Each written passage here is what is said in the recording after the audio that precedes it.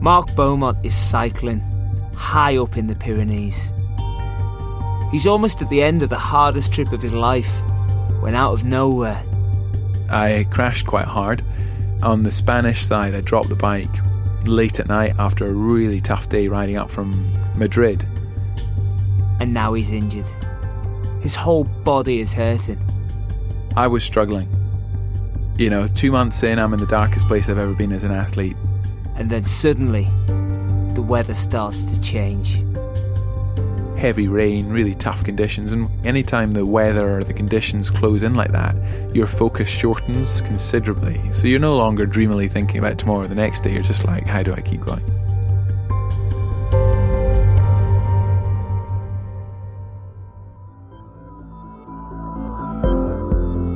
I'm Rob Pope, and from Red Bull, this is How to Be Superhuman. Before we do anything, I should introduce myself. I'm an ultramarathon runner, and in 2016, I ran 5 times across America in the footsteps of a certain Forrest Gump. Yeah, I know it's a film, but it was still 16,000 miles and 25,000 kilometres in 422 days. It's the kind of thing some people might call superhuman. But what does superhuman really mean? Well, every week, we're going to meet someone who has done something superhuman. Maybe they've swam a boat of 20 people to safety. I just was thinking that I just want to get on the island. I don't want anyone to die. Or they've smashed the record in Britain's most extreme race, months after giving birth to their first child. All the way through that last night was just trying to stay ahead. It was like being hunted. But first up, it's Mark Beaumont, a real-life Phileas Fogg, the man who cycled around the world in less than 80 days.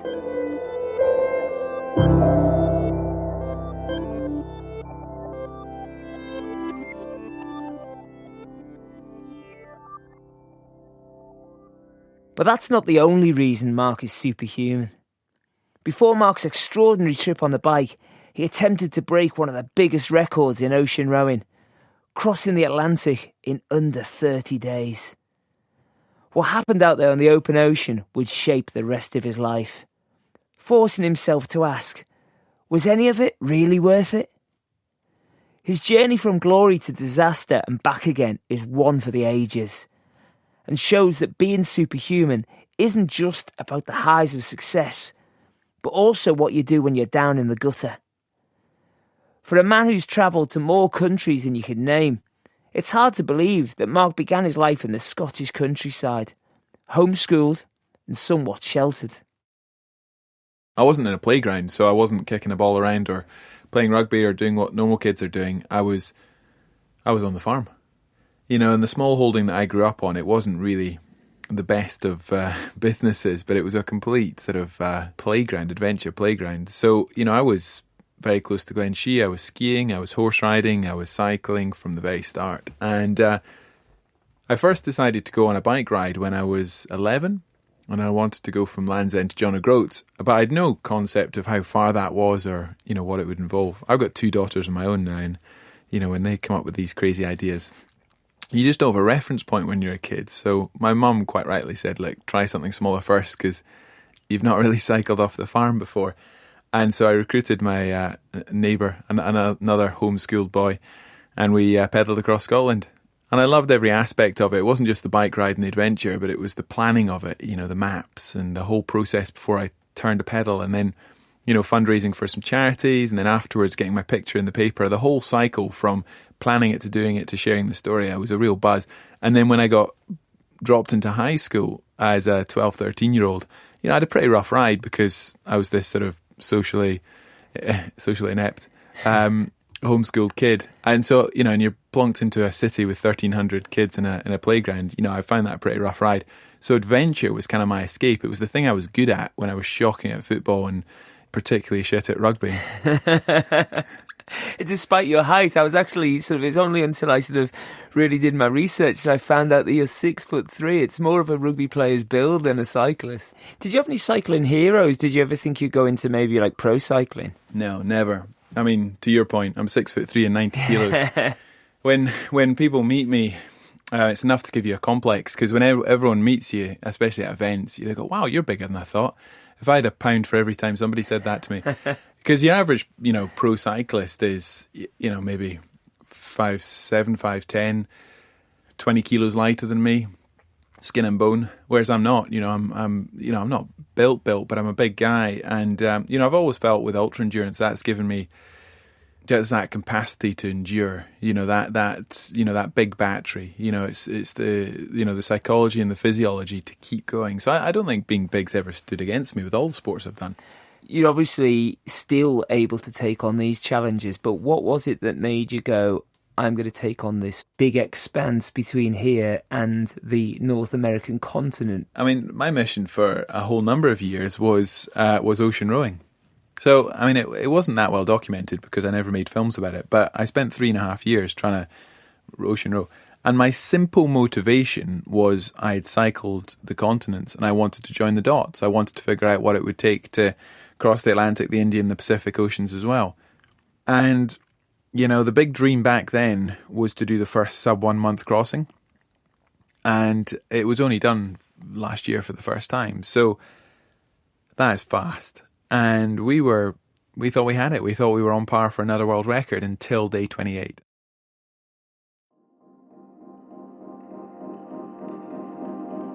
Day 28. Just 2 days off breaking one of the longest standing records in ocean rowing. Nearly a month in, it was stiflingly hot. We were near the equator. Mark is alongside his 5 other crew members, 4 Brits and an Irishman, all aboard the Sarah G, an 11-metre long boat specially made to withstand the brutal conditions in the Atlantic. And all of a sudden, the sea starts to change. So we'd been in much bigger seas. We'd been in seas with like 15 seconds between peak and trough. I mean, like valleys of water. But this wasn't that. This was short, sharp chop. This was just confused water. And it's tossing them around. Throwing the boat all over the place. And then, from nowhere, a wave came in, or a set of waves came in, off the side, sort of 45 degrees, and just really awkwardly sort of spun the boat over. And the first one sort of had it sitting quite far over, and the next one just piled it over. Tipping the boat upside down. Now, usually these Atlantic rowing boats will self-right. That's the way they're designed. But not this time. So, being on a change of shift, the hatch door was open and people were switching out. So if the boat had been at any other time, it would have self-righted. But with the stern cabin open, it immediately flooded. And that's when the real panic started. We capsized. And we went for, talking about dry land and getting off that boat and finishing what had been a brutal month, to paddling around in my boxer shorts, trying to be rescued. And so, I mean, I've been on expeditions before where, sadly, I've seen people pay that ultimate price. In the mountains in particular, but on a few occasions. But it's the only time in my career I've genuinely thought, okay, I'm going to die. So what happened? How did Mark and his crew manage to survive being thrown from the boat in the middle of the Atlantic Ocean in the dark? Just picture this. They were clinging to a life raft that was tied to the capsized boat by a 50-metre line. The problem was that nobody knew, and they didn't have any emergency kit because that was still all on the rowing boat. So Mark just had to make a decision. Basically, he'd need to swim all the way back to the boat to get the stuff, the radio, the GPS, so they could let the Coast Guard know that they were in big trouble.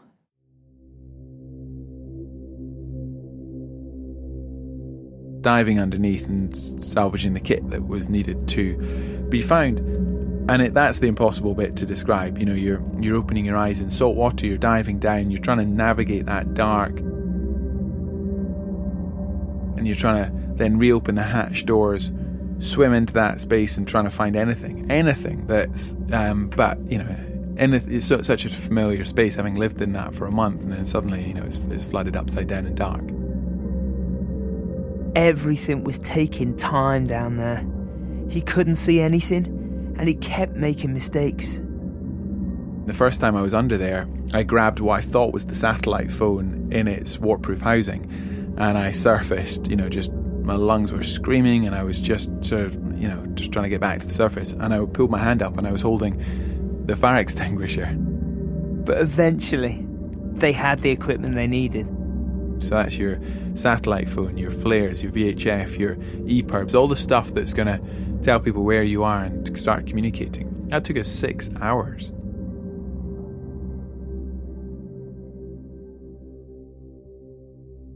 How did you manage to eventually raise the alarm and describe the rescue process? Yeah, so I kind of knew that you've got two EPIRBs. EPIRBs are your emergency sort of transponders. They show you on global tracking where you are.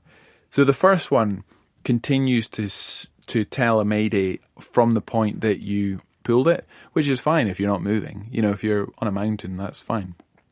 If you're at sea, on the currents in the mid-Atlantic, that soon becomes slightly irrelevant. They know there's a mayday, but they still don't know where you are. So your second EPIRB is GPS tracked. So the second one, which is the GPS tracked one, I knew as soon as I found that small black unit and we set that off, I knew that we'd brought down rescue from days to a matter of hours. Wherever the nearest boat was would now come and reach us relatively quickly. Only problem was they'd no idea what kind of boat was going to turn up. And so they waited. Middle of the night, bobbing around in a little 6-man life raft. Until out of the darkness comes lights and a boat churning through the chop. We got picked up by a cargo ship. It was, the size of a football field. And that was one of the most dangerous parts of the entire rescue because, I can never describe what it's like to be in stormy seas, being thrown around in the black of night with something which has got a 9-metre deck height, bearing down on you. The first 2 times it missed us, and then it disappeared off into the night, circled, and 15 minutes later made another pass. The second time it nearly ran us over. The bow wave nearly flipped us. It's impossible when you're on the bridge, to see in the dark a little 6-man life raft, and you've got the crew running up and down the deck trying to throw lines down to reach us. And then even when we did, third time around, managed to grab the lines and come alongside, you're then in high seas getting dragged up and down the vertical hull, so it's sitting heavy in the water and you're violently getting sort of lifted and then slammed. For some of the guys on the boat, this was terrifying. Some of the guys hadn't coped well at all, and we sent them up the ladder first, but you've got to jump onto the ladder at the top of the swell. If you jump on at the bottom, then you'll immediately get ripped off it and you're gone. So the guys who hadn't ever left the life raft, hadn't been a part of the whole rescue process and really had struggled, we sent them up first. And then Matt and myself, the last 2 guys, we're sort of holding the 2 lines, desperately trying to sort of make sure that we don't lose the ship, but equally now there's only 2 of us. That final bit of the rescue was really difficult. But as soon as I grabbed hold of that that rope ladder, I scampered up it.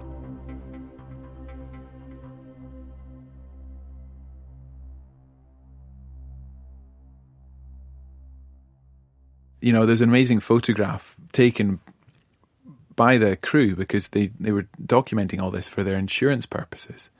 And it's me, literally in my boxer shorts and a t-shirt, big scraggly beard, I've spent a month at sea, climbing upwards towards the deck. And at that point I knew, we were alive, we were going to be fine.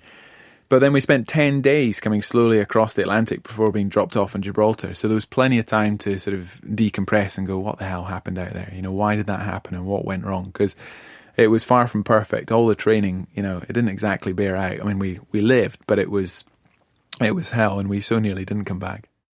So that was, obviously through no fault of your own, your first taste of failure, really, on these big type of things. At the same time, somebody's gone and beaten your record as well for going around the world. Yeah. Which was the bigger motivation for going back, or were neither of them the motivation? I mean, the truth of the matter is, it kind of looks now like I was sort of watching the